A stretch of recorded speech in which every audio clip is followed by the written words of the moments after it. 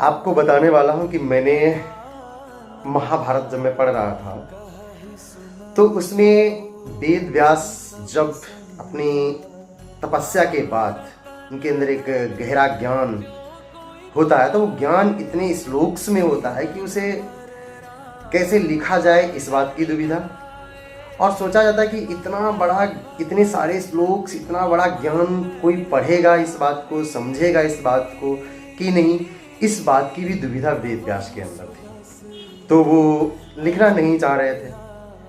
तो फिर ब्रह्मा जी आते हैं और ब्रह्मा जी कहते हैं कि नहीं, आपके पास इतना ज्ञान है और आप जरूर लिखिए ताकि आने वाली पीढ़ी के लिए, वो आने वाली पीढ़ी अपने आप को एक सक्षम, अच्छा व्यक्तित्व का व्यक्ति बनाने के लिए उसका यूज कर सके, उस ज्ञान से अपने आप को लाभान्वित कर सके। और उन्हें सजेशन देते हैं ब्रह्मा और कहते हैं कि ठीक है, लिखने की बात रही तो भगवान गणेश वो लिख देंगे।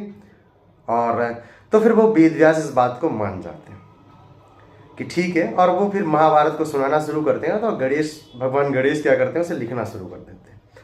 ठीक है, महाभारत तो बहुत है, लेकिन हम इसके बारे में थोड़ी सी हम बात करना चाहेंगे।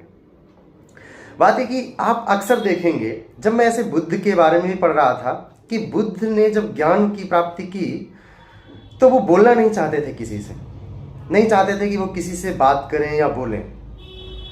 तो तब भी ये कहा जाता है कि फिर उनके पास ब्रह्मा है और उन्होंने उन्हें समझाया कि नहीं, आपके पास जो ज्ञान है वो मानवता के लिए बेहद जरूरी है ताकि बेहतर मानवता बनी रहे, इसीलिए आप लोगों तक जाइए। तो बुद्ध ने उनसे कहा कि देखिए, जिन्हें ज्ञान की प्राप्ति करनी है वो अपने आप कर लेंगे, और जिन्हें नहीं करनी है तो उन्हें बता भी देंगे तब भी वो नहीं आएंगे। फिर ब्रह्मा उन्हें समझाते हैं कि देखिए, कुछ लोग ऐसे होते हैं कि वो एकदम, जैसे कि मान लीजिए ज्ञान में डूबने के लिए खड़े तो हैं, जैसे समुद्र में डूबने के लिए खड़े तो हैं, हिम्मत तो है, समुद्र के किनारे खड़े हैं, लेकिन अब हिम्मत नहीं पड़ रही कि उसमें डूब जाए, तो उन्हें धक्का देने की जरूरत पड़ती है। कुछ ऐसे लोग जो एकदम रेगिस्तान में खड़े हैं, उन्हें धक्का दे दोगे तो गिर पड़ेंगे, पलट के मारेंगे। तो ऐसे आदमी को समझाने की जरूरत नहीं है, बल्कि जो सच में डूबने के लिए तैयार है और जो समुद्र के किनारे खड़ा, अब उसे धक्का देने की जरूरत है। अगर धक्का दे दो तो वो डूब जाएगा, फिर तो वो समझ जाएगा ठीक है, सही जगह पहुंच गए। तो ऐसे व्यक्ति को आप ज्ञान दीजिए, और ऐसे लोग कुछ हैं। तो फिर बुद्ध क्या कर देते हैं कि लोगों को ज्ञान देते हैं, समझाते हैं।